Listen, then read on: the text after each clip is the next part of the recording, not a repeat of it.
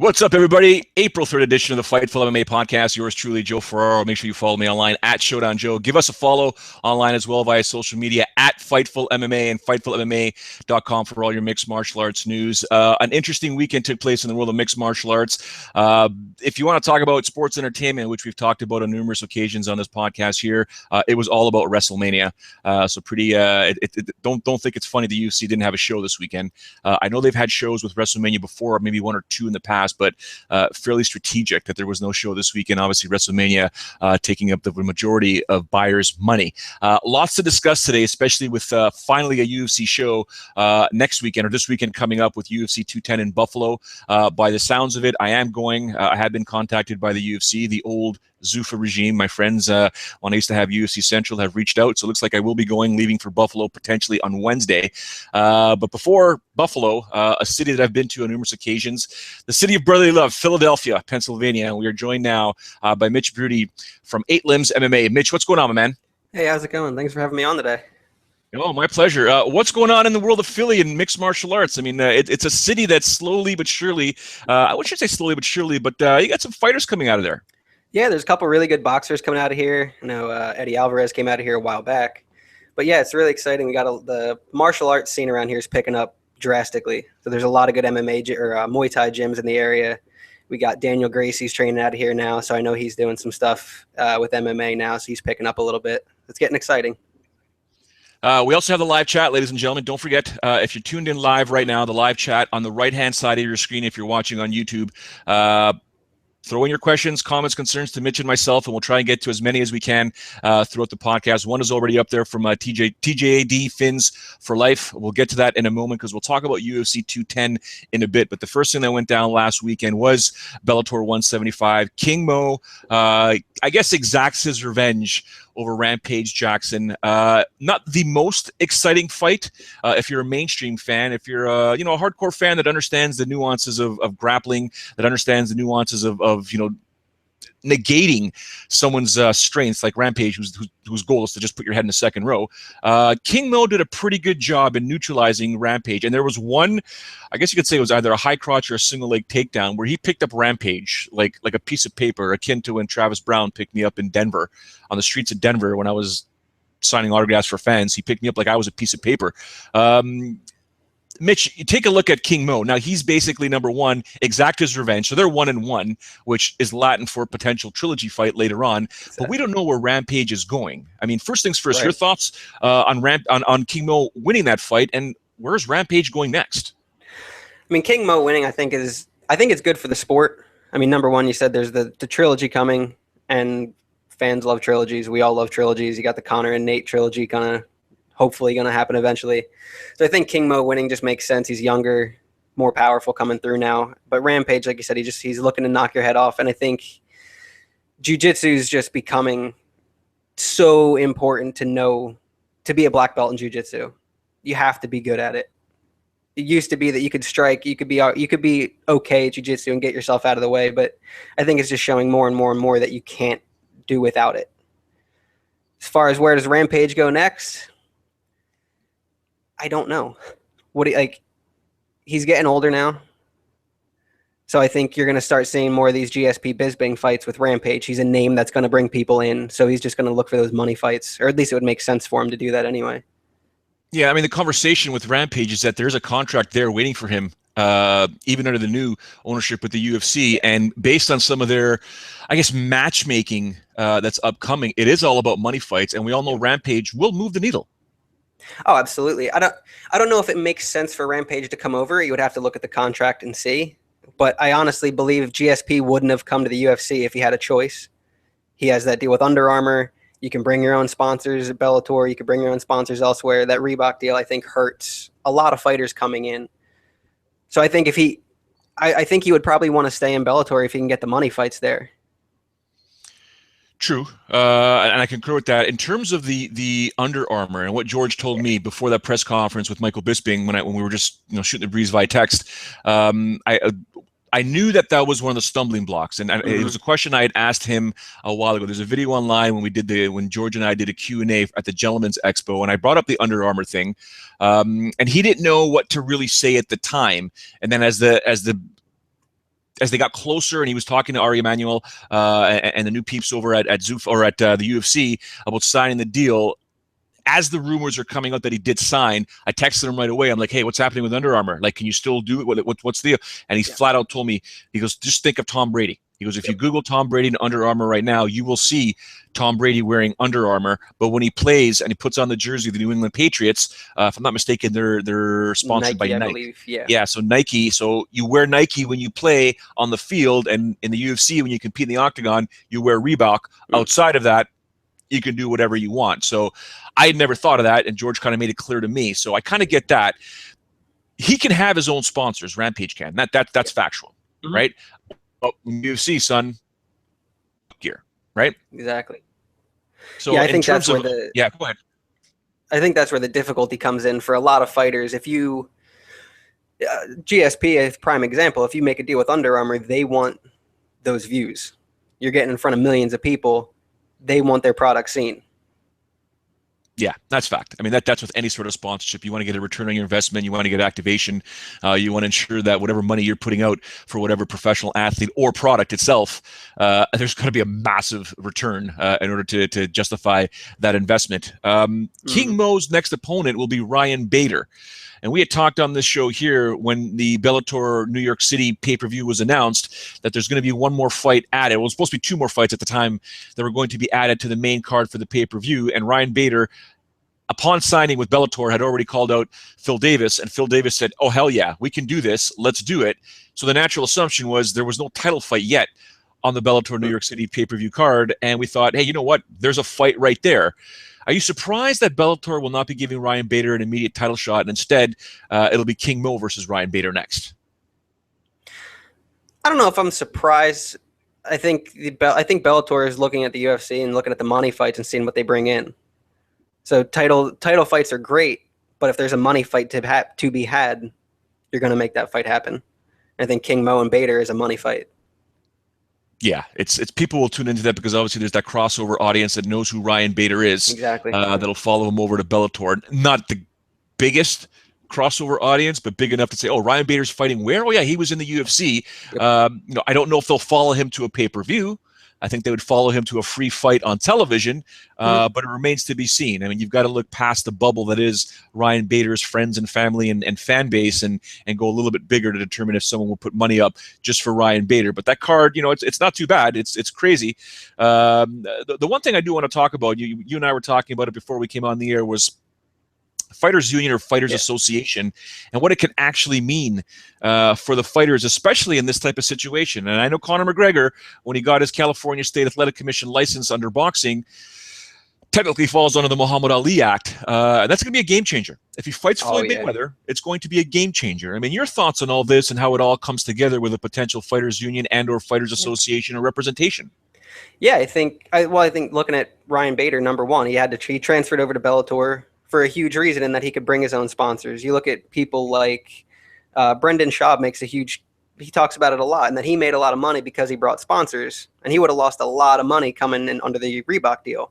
You look at GSP, you look at Conor McGregor, and one of the biggest problems I see is you're limited to UFC right now, the way the contracts, or you're limited to any organization, whether it be Bellator, UFC, Cage Madness, Glory, whichever you want to, pick your poison. And it was something that actually, when I grew up, I used to race stock cars. And this is something that we kind of saw back then was tracks needed cars to come out, but they were afraid of losing cars to other tracks. And what people failed to realize is you're also stopping anyone else from coming into you.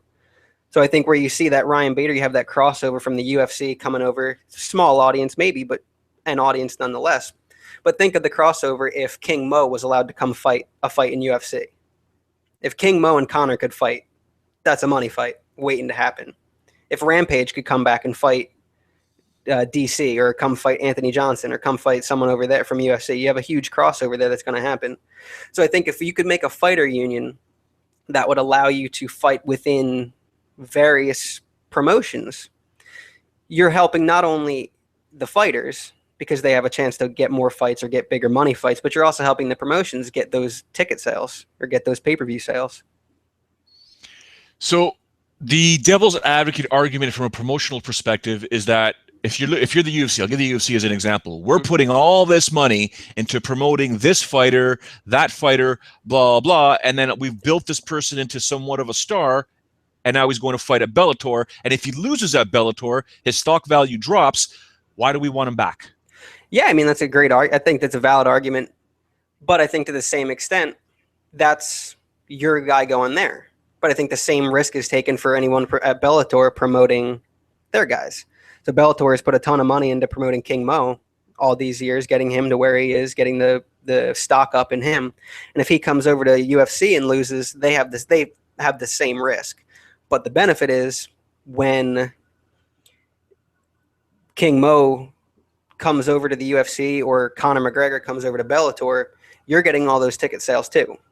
The UFC gets that benefit of having the ticket sales, or Bellator gets the benefit of having the ticket sales, or Glory, or who pick your promotion. Hearing some sirens back there. Is that normal? Yeah. Every now and then you get a little city life in here. So. Yeah, no, it is Philly. I've been there a few times. Love the city. Passionate folks out there. Don't mess around, though. Do not mess around. Do not attempt to be a tough guy in Philly, because you will get answered right away. TJ Day Fins for Life is all over the live chat right now. He's got a bunch of questions up there that I'll attack one by one, but I'll take a piece of one of his questions. He says, Bader's a pussy for going to Bellator. I respectfully disagree, because if I'm a fighter, like Bader, I think the UFC could have did a lot more with Ryan Bader, especially considering he was doing pretty damn good in the octagon, winning some fights, and then that whole situation that arose with him and DC starting off at that press conference, that was a simple fight to make for DC, in my opinion. That could have been an easy pay-per-view sell. So many clips could have been pulled from so many different scenarios, but Bader has to do what's right for Bader, in my opinion. And he's got a family. He's got to put food on the table. He's got to make money. And if the money is right at Bellator and he's not getting a push from the UFC to move up the rankings and get that title shot, I can't fault him from going to Bellator. No, absolutely. But you mentioned DC, and I got a question for you then. Why do you think DC gets no love at all? Like, people don't seem to grasp on to DC like they do so many other fighters. So me personally, knowing DC from way back when, back in his Strikeforce days, I can tell you he's a character. He's a lovable character. He technically is respected. Now, I cannot speak from an American perspective, because we don't get UFC Tonight here, as you guys get on FS1. So I don't know how he resonates with the fan base through that show. What I do know up here is that he's very respected, but he doesn't make noise. And when I say make noise, I will always continually go back to the old adage I had when I did Battlegrounds with Jim Ross and Chael Sonnen. And Jim Ross explaining to the fighters, the new guys that were in the tournament, those that were alternates, explaining the art of making noise. And if you don't make noise, it's not going to work for you. You're not going to. The quote he said was, "He doesn't put cheese on your Whopper." Right? I don't have that Oklahoma accent, but you know what I'm saying. So DC to me is a fantastic character. He's got an incredible story, a sad story when you want to take a look at what happened to one of his daughters, one of his kids. A wonderful story when you take a look at he's become a world champion. This guy could be a heavyweight champion right now in the UFC if he wants to compete at heavyweight. So he's got a wonderful story. It just doesn't seem to resonate with people, because the majority of people, mainstream-wise, seem to fall in train wrecks, seem to be falling in love with people that shock the world. The Diaz brothers, the McGregors, the loud talkers, the Chael Sonnens, the guys that are controversial, and it takes a long time for them to fall in love with a guy like Daniel Cormier or even George St. Pierre, because GSP caught lightning in a bottle. GSP caught lightning in a bottle the day he got on his knees and begged for the title shot, or the second title shot, versus Matt Hughes. And people fell in love with him there. But he had a whole massive country hungry for the UFC behind him, and that's where the support came. Those Canadians would flock, Mitch, to all the different places that GSP was going to compete in, not just in Canada, but south of the border. So he did have that following, which again, subliminally raises the awareness in people's heads. Oh my God, this guy's he's popular, and he's a good-looking kid. At the time, he's still good-looking now, but he was a good-looking guy at the time, and he had that Adonis body. People fell in love with him. DC has that dad's bod. He could be a badass. He's a world champion, but just doesn't seem yet to resonate with the fans. I mean, you tell me what it's like in the States to follow a former Olympian like that. Well, that's I mean, I love DC. I think he's a great fighter, and I think, like you said, he's got a great story. And he's an Olympic wrestler, an Olympic medaling wrestler. To like, how do you not fall in love with that person? Then you see him go in the ring, and he uses that wrestling. He tears people up with the wrestling. And I agree. I think it's because he's so quiet. He just doesn't make a lot of noise. He doesn't get out there in front of. He's not a big trash talker, at least like Conor and Bisping. But ultimately, I think he deserves so much more respect and so much more notice than he gets. I think if he was to defeat John Jones, he'd be recognized. People would be like, that's the man right there. Despite him already competing against John Jones, him already defeating Anthony Rumble Johnson just simply isn't enough. If he takes out John Jones, that will be the eye-opener for the mainstream audience. Again, hardcore fans know who he is. We know that. Mm-hmm. But you take out John Jones, who is obviously above the MMA bubble, into the mainstream bubble. John Jones's popularity is also, not just because he's arguably one of the greatest fighters of all time, one of the most gifted fighters who does put in the work. Don't get me wrong. Mm-hmm. But the dude's a train wreck outside of the octagon. Yeah, he gets a lot of notice. He gets in a car accident. He hits a pregnant lady in a car. He's, there's the drug this, the drug that, the masking agents, the this, the that. People are like, this guy's a train wreck, but I want to see him fight, and I want to see him lose, or I want to see him destroy people. Right? Yeah, he's a draw, win, lose, or draw. He brings people in, whether they want to see him win, whether they want to see him get destroyed, whatever the case. He's bringing the views. I would make the argument based on your question with Daniel Cormier that if Anthony Rumble Johnson wins on Saturday, this could be a budding superstar in the making here, because he's got some stories, both positive and negative, behind him. But if Rumble can finish Daniel Cormier and the end result is having the belt wrapped around his waist, we potentially could see a superstar, especially an advocate of a guy that's got pit bulls and a guy that loves dogs. I mean, there's a whole bunch of stories you could run with Anthony Rumble Johnson here.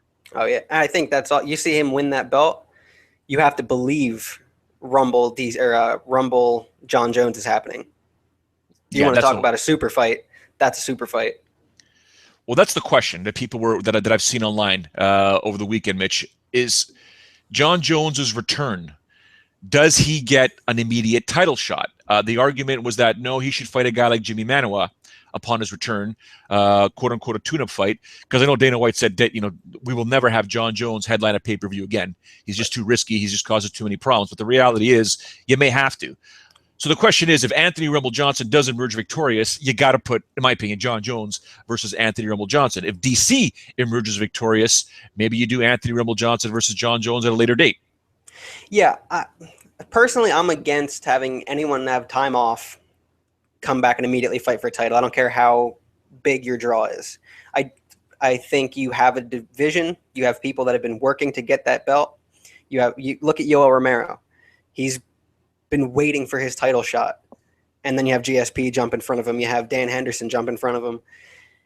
I don't think that should happen. I think you have the rankings. You have fighters who are working to get that belt. And you have a guy who's been off for 3 years who missed 2 fights come in and jump right in front of everybody again. But on the flip side, I can see why they would do it. It's a money fight. And that's what the UFC is all about right now. That's it. They got to get back that investment. They got to get back that investment.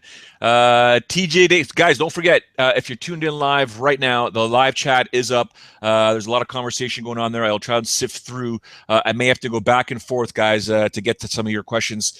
TJD Fins for Life, once again, has Ferguson versus Habib been rebooked? No, because Habib is about to go through Ramadan right now, so he will not be competing likely until September.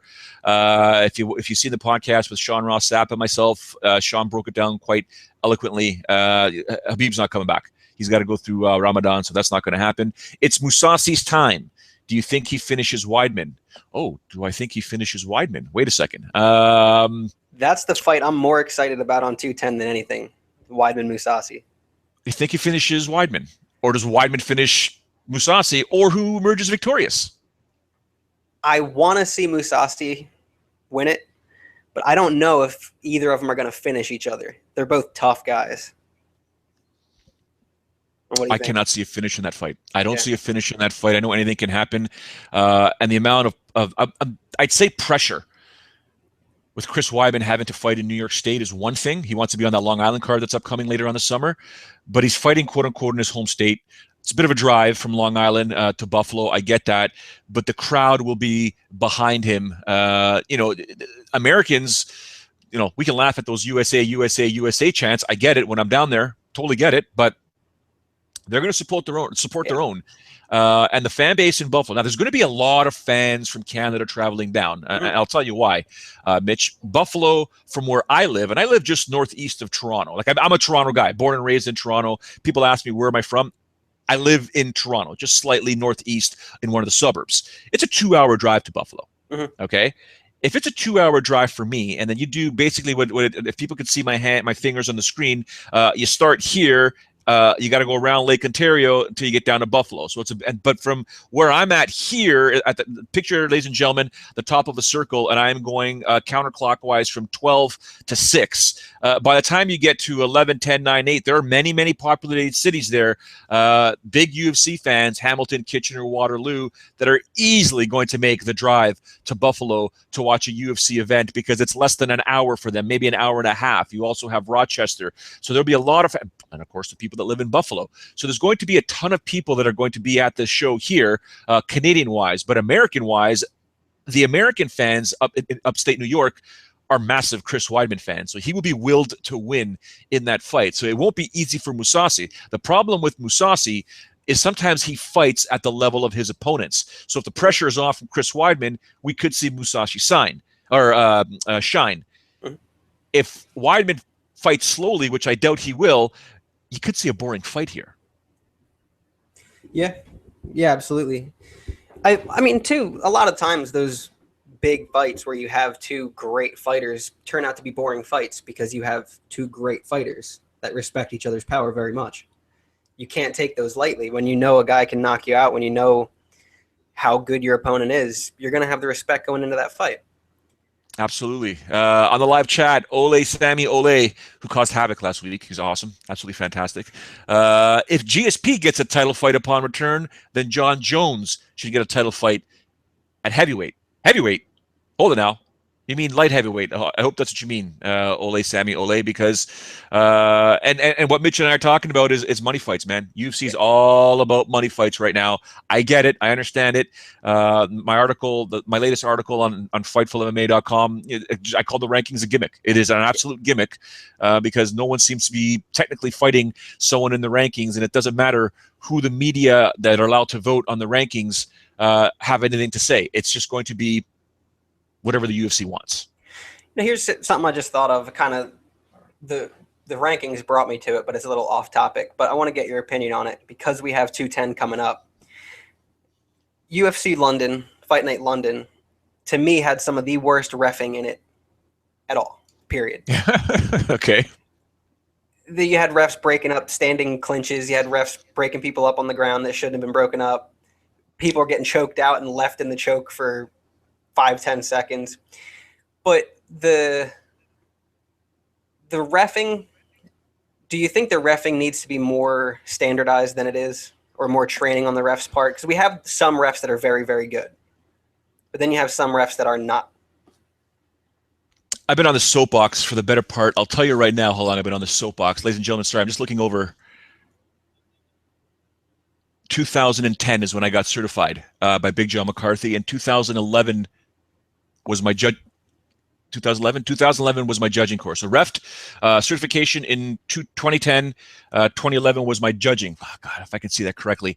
And that's when I started the soapbox. So it's been about 6-7 years now when I realized that we definitely need some sort of system that will ensure that every single referee and every single judge that sits cage side or enters a cage or a ring is certified and understands the nuances that make up mixed martial arts, because you cannot come over from boxing. You cannot come over from being a judo ref in the Olympics. You cannot come over from anything other than understanding mixed martial arts and understanding what is a mixed martial arts fight, the striking to the takedowns to the defense to the get-ups to the reversals to the submissions, and understanding. I've been at events where guys have been in Von Flue chokes and the referee's not even paying attention. Mm-hmm. I'm like, dude, the mechanics of a choke are very, very simple. There is a carotid artery that goes up, just follow the ear. Okay, if there's any pressure on both sides, doesn't matter if you're grabbing it with one hand, if you're doing a rear naked, if you're doing a Von Flu, if you're doing an arm triangle, a choke is a choke. You need to pay attention to when a fighter's into a choke. You also need to pay attention to what's happening in the clinch. Okay, clinch is basically an aggressive position unless they literally are standing still and doing nothing. Well, no, clinch means knees, elbows, uppercuts, plums. There's options for people in a clinch. You never break up a clinch. I've seen fighters being stood up from the mount. I've seen fighters being stood up when they've got back control, which is the ultimate, the best position, most dominant position to be in mixed martial arts. You should never stand. The fact that you need to stand up a fighter who's in rear mount means that fighter's got to be an absolute dummy. Because if you've got rear mount, you better be doing something. And I don't care if it's punches to the ears to set up a choke, if it's whatever. Yep. You never stand that up. To get that position isn't exactly easy to do. You can, there's good jiu-jitsu guys that'll get it, but the standard for refereeing right now, and as much as we say the sport in North America is 22, 23 years old, maybe 24 years old, it's still in its infancy. There should be a standard right across North America, especially under the Unified Rules of Mixed Martial Arts, the Association of Boxing Commissions, that need to also go global, that people need to understand that, you know what, you cannot have any Joe Blow who happens to be the nephew of the commissioner stepping in there and being a ref because I'm doing my nephew a favor or my son a favor or a family member a favor. It doesn't work that way. You need to have some sort of certification that says, hey, I am certified either under Big John's Command's course, Herb Dean's course, whomever's course, to say, you know what, I know what I'm doing. I can tell the difference between a double leg, a single leg. I can understand the difference between guard or side control, half guard. I know the difference. And then when it comes to judging, especially with the changes that happened in 2017, understanding the difference between a 10-10, 10-9, 10-8 round, and understanding what effective striking and grappling is. I don't feel we have that just yet. It's going to happen. It has to happen, but not yet. No, it absolutely has to happen, because one of the most annoying lines I ever hear is if you don't want the judges to screw you, don't let it go to the judges. Stupidest saying ever. Stupid. Why have judges if you have to be afraid of them not scoring a fight properly? You might as well just not have judges at that point. Yeah, I understand why Dana White said it. I understand why that saying is above some of the doors at the Ultimate Fighter gym. Mm-hmm. I get it, because you want finishes. Right. That's what you want. And it's fine. We all want to see finishes. We all want to see first round finishes, second round finishes. But if the fight ends up going to the judges' decisions, because you are going to get matchups where guys just simply cannot finish, or girls cannot finish each other, they're going to neutralize each other. At that point there, it should fall upon educated, certified individuals that know mixed martial arts to determine, hey, you know what? They couldn't figure out a winner. Now it's up to us to figure out a winner. And it's got to be fair. Absolutely. Absolutely. Slightly off topic, but I needed to get your feedback on that one, because it's just I've seen it more and more, and not only in UFC. I've seen it in Invicta or a couple other fight promotions where the reffing isn't what it should be. Yeah, and it also depends on the commission, Mitch. Yeah. Because there's some Yahoo commissions out there. I can rest assured there are some Yahoo commissions, and some of those Yahoo commissions, when they bring in the Big Johns, the Jason Herzogs, the Herb Deans, I smile. I'm like, okay, so you're gonna get some good fight. You're gonna get some good refs here. It's the other refs that because they can't do all the fights. So you know, I kind of like that. Catherine's finest. If Rumble knocks out DC, does DC retire? Interesting, Mitch. I don't know. I feel like he would want to get his belt back. Or let's move to heavyweight. Or move to heavyweight. That could be too. But I mean, he's got so much stuff going on outside of the ring with commentating and being a color commentator. What's he, color or? He's color. Yeah, he's color commentator on the thing at the shows rather, and his TV stuff on Fox. He's got so much stuff going on. He doesn't need to fight at this point. Catherine's finest. You might be onto something. Yeah. We're going to pay attention to you. I'm going to say no, though. I'm going to say no because I think Rumble still, or no, excuse me, I think DC still has something left in him. And I did mention heavyweight. And then, of course, Ole Sami Ole throws this back in our face, Mitch. John Jones versus Stipe, please. Ooh. I don't know about that. I think Stipe's got too much size and power on him. I don't know. That reach, man. Johnny's reach is something else. The only thing, okay, I've said it a long time ago, I'm going to go back to 2004. when I took an absolute beating online. I mean, the fans just ripped me apart after one of my shows when I went across the country with the TV show, and I said, don't be surprised one day when John Jones moves to heavyweight. Well, I got called every name in the book. Just pay attention, because once his body starts getting into that frame where he's packing on a bit more weight and he realizes that it's probably easier for him to compete at heavyweight than it is at light heavyweight, because he's so dominant right now. There's no ifs, ands, or buts in my belief or my mind, that John Jones will be a heavyweight one day in the UFC, and he will have gold wrapped around his waist. Yeah, I think he can. I don't know if he wants to come back at heavyweight, because he's not used to fighting it. I think the heavyweights have a substantial power difference, and you see that in any weight division. Like when Conor stepped up to fight Nate, you can see that power difference that you're just not used to. And even at 205 to heavyweight, it's not a huge gap. They're still big guys, but if you get hit in the face by Mark Hunt, it's going to be a lot different than getting hit in the face by someone at 205. Sean Bayo on the live chat right now, dropping some, I guess he's throwing some warning shots right now. I don't know what he's thinking right now, but do Thiago Alves and Charles Oliveira make weight on Friday morning? Oh, wow. Well, that's you know what? That's a legit question, though. It is. I don't know. I really don't. I hope they do. It's going to be a good fight. It's going to be a great fight. I think it's going to be fantastic. But the weight is a bit of an issue there. If they both don't make it, do you think the fight still happens? Do you think they'll just do like a catch weight or something, or do you think they're going to call the fight off? Well, it depends on the weight difference, because in New York State they're not messing around. If there's a 5-pound difference, I think it was 5 or 7 pound difference, the commission will call that fight.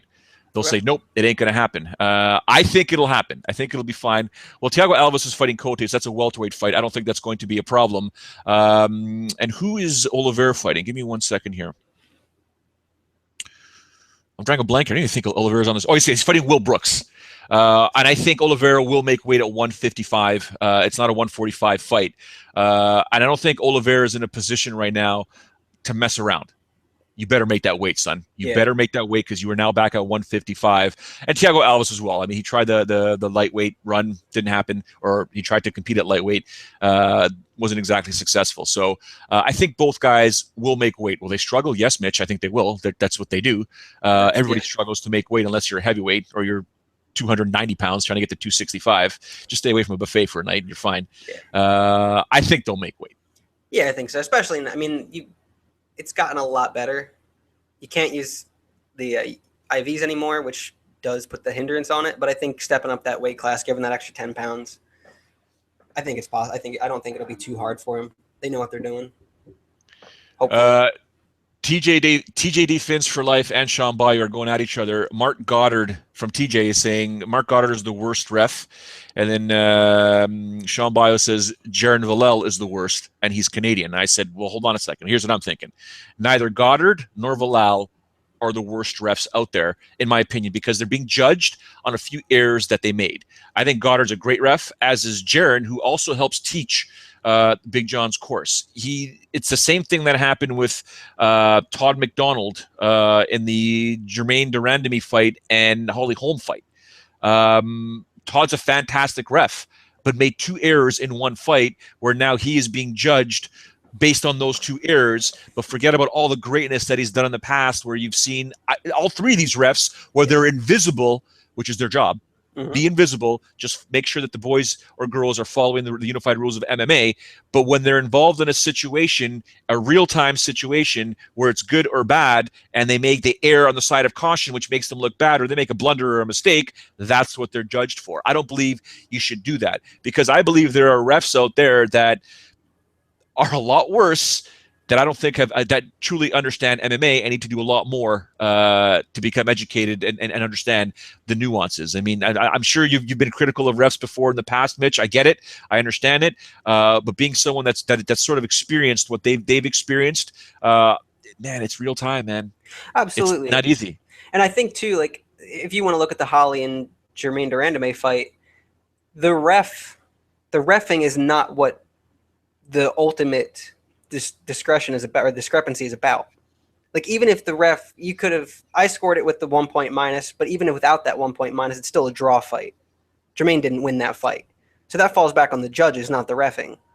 So ultimately, yeah, the ref could have changed the outcome, but even if they didn't, Jermaine still didn't win.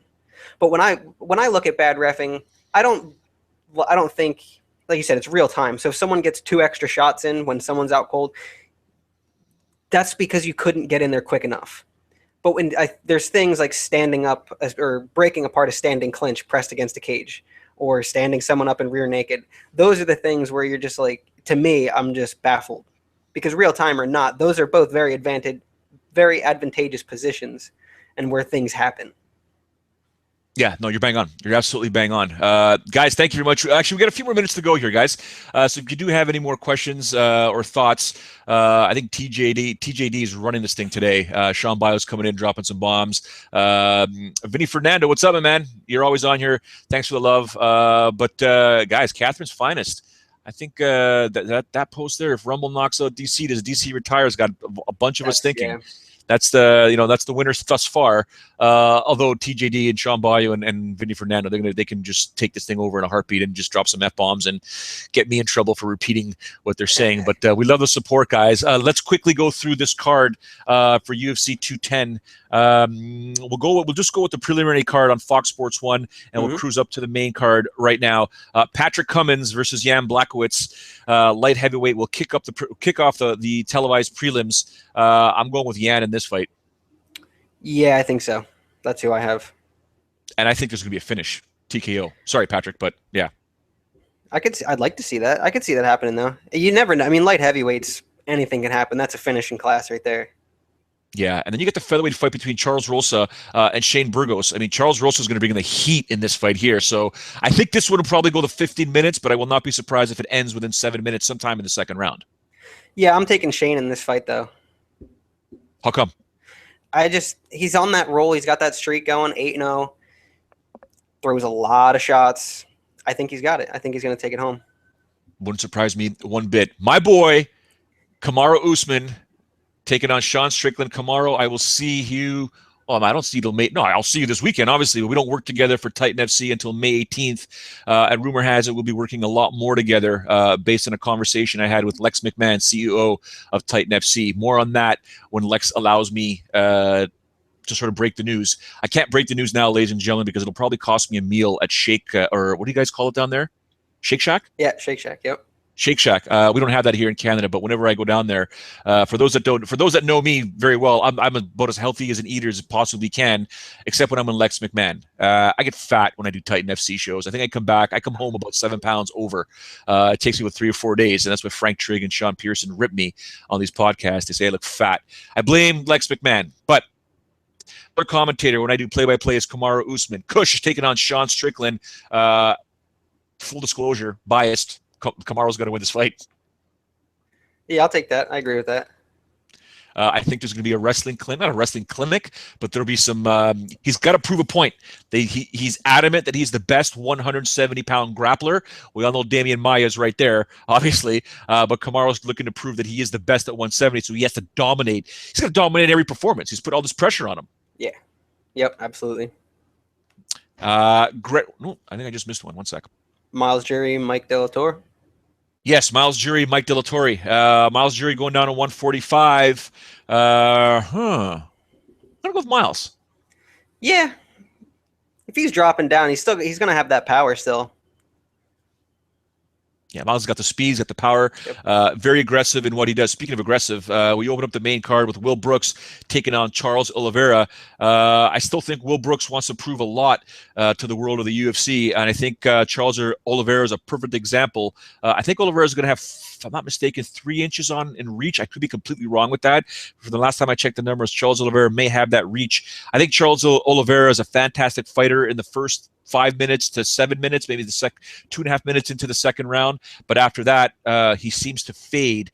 And I think Will Brooks can take over from there and put a hurting on him. Yeah, that's what I'm thinking too. Charles Oliveira has a 2-inch reach advantage, according to the UFC. Okay. But yeah, I think Will Brooks has it. He wants to make that statement, and I think this is the perfect guy to do it against. Yeah, I think you're spot on that. Thiago Alva's taking on Patrick Cote. Not much for these guys to consider themselves at 170 pounds. It's a fun fight. We like it. I don't know if someone is going to sleep in this fight. I know that there'll be 2 guys that are probably going to the hospital after this fight with a lot of bruises all over their body. Absolutely. Who, if you had to put your money on it, who are you taking? Canadian. I've got no choice. I've got to see Patrick when I go down there. If I say anything other than Patrick, I'm going to hear about it for months. So I'll have to go with the Predator for sure. All right. Cynthia Calvillo taking on Pearl Gonzalez. I'm a big fan of both actually, but I think Cynthia may get a finish in this fight. That'd be good. That'd be good to see. What do you think in this one?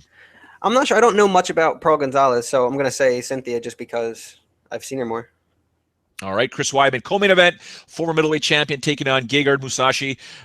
This is your fight of the night, the one you're expecting the most from, the one you're looking forward to the most from. I think Chris Weidman will attempt to put the pressure on there. I'm not saying I've ever been a Chris Weidman believer. He became the world champion. Gegard Mousasi isn't the guy that competed when he competed in Strikeforce and or when he fought in Japan. So I still don't know what to think in this fight here. I think it's going to go with full 15 minutes, and whoever has their hand raised, I can't clap obviously because I'm in media, but I'll be clapping inside. Yeah, no, I think you're right. I don't think it's going to be finished. I think it's going all the way, but I want to see Gegard win. You want to see Gegard win because it puts a new blood at middleweight, causing havoc, or Chris Weidman stops that not the hype train, but the train that is Gegard right now. I'd like to see a little bit of blood come back in, and like you say, I don't think he is what he was at one point, but I want him to show that he is still a fantastic fighter. All right, main event for the light heavyweight championship of the world. UFC's Daniel Cormier defending that strap against Anthony Rumble Johnson in a rematch. Anthony Rumble Johnson does not care if anyone believes he's a one-round fighter. He is arguably the most dangerous fighter at 205 pounds on this planet. He is one punch away from putting a belt around his waist, whereas DC has a full 25 minutes to be safe if he needs to be and keep that belt around his waist. Yep, absolutely. Cormier's got something Rumble has something that he's got to win the fight. DC's only has to not lose, but Rumble has to win. And I think that's the pressure difference that comes into that fight. There's an adage out there that people say Anthony Johnson eventually quits. If he can't get that knockout in the first 2 rounds, 3 rounds, he finds a way to lose fights, whether it's by rear naked choke, whether it's by whatever. Do you buy this adage? I don't think so. I don't believe that at all. These guys spend way too much time, way too much money, and way too much pride to lose a fight if they don't get it their way in the first 2 or 3 rounds. I can attest, ladies and gentlemen, Anthony Johnson has been through a lot more in life than any beating he has ever endured inside sports circle. Anthony Rumble Johnson has a dark past. When he was a child. I don't know if he'll allow me to share it, but maybe one day I'll get the story out of him. We'll see. We'll talk when I get down to Buffalo. But I don't have a favorite in this fight in my mind. I don't have anyone that I want to win this fight. I will be happy if Anthony Rumble Johnson wins this fight because I think considering what he's been through, to become a world champion could just change his life. Continue to change his life for the better. I love the guy to death. I love Daniel Cormier to death. They're both great guys. I'll be sitting there with my mouth shut, probably put my phone down, or if I'm there with my laptop, I probably won't say much. I don't care who wins this fight. If I'm going to have to pick somebody, I'd like to see Anthony win because I'd like to see DC sort of rejuvenate himself and get a little hungrier. I know he's hungry, but hungrier, and maybe have a run at at heavyweight. It all depends, but to me, it doesn't really matter, Mitch. I'm happy either way, whomever wins this fight. But if I want to be a little bit happier, I'll go DC. Or sorry, I'll go Rumble. Yep. I'll go Rumble. Obviously, because I fear when I go down to Florida, he might catch up with me at Titan and he might slap me. So we'll have to deal with that at another time. Anything you want to say, my friend, before we let you go? Number one, I'm going to talk about moving up to heavyweight. Going to talk about that with the loss, if DC or Rumble, either of them, on my show this week. Tuesday, my show comes out, 8 Limbs MMA. Other than that, great show. Thank you for having me on. My pleasure. Thank you for getting dressed up. I got my Miami shirt because I'm thinking, I want to get down to Miami as soon as possible, despite the fact that I will be going to Buffalo. But we do want to thank you for your time. Ladies and gentlemen, I gave Mitch all of about 4 hours notice last night to see if he was available for today. So I do, on behalf of the Fightful MMA team, we do thank you very much, Mitch, for coming on short notice. Thank you very much. Love talking MMA with you. Love talking MMA with all of you mixed martial arts fans who tuned in live via the live chat. We thank you very much for your comments and your questions for Mitch and myself. Don't forget, follow Mitch online at 8Limbs MMA. Follow yours truly, Joe Ferraro, at Showdown Joe. Follow at Fightful MMA on social media. And, of course, FightfulMMA.com for all your mixed martial arts news. Tomorrow, we'll be joined once again. It is Tuesday with UFC middleweight Elias Theodorou. If you don't know who he's fighting next, we've already talked about it, but he will confirm it tomorrow who he'll be fighting in July.